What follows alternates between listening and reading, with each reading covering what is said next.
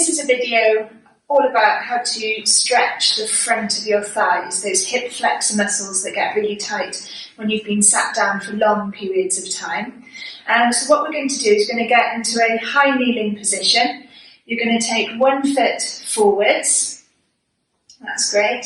And you want to, these track lines here on the mat, you want to have your kneeling knee on the one side and your resting foot on the other, so that you're not on a tight wire. You're able to balance yourself a little bit easier.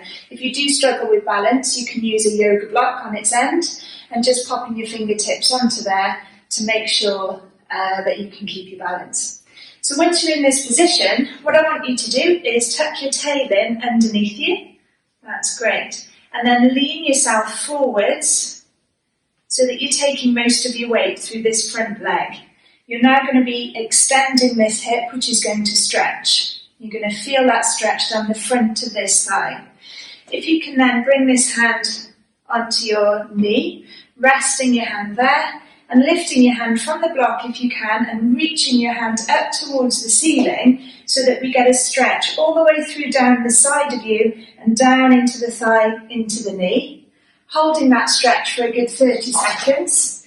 If you're stretching your left thigh, it'll be your left knee down on the ground, and if you're stretching your right thigh, it'll be your right knee down on the ground. You hold the stretch for a good 30 seconds, and once you've finished, you ease yourself out back into high kneeling and swap sides. So the same thing again. Good.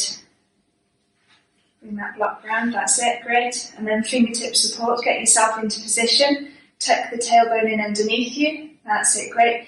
Lean your body forwards onto that front leg, rest your hand onto the knee, and reach the opposite hand up towards the ceiling. You can also put in a little bit of a side bend if you want to increase that stretch.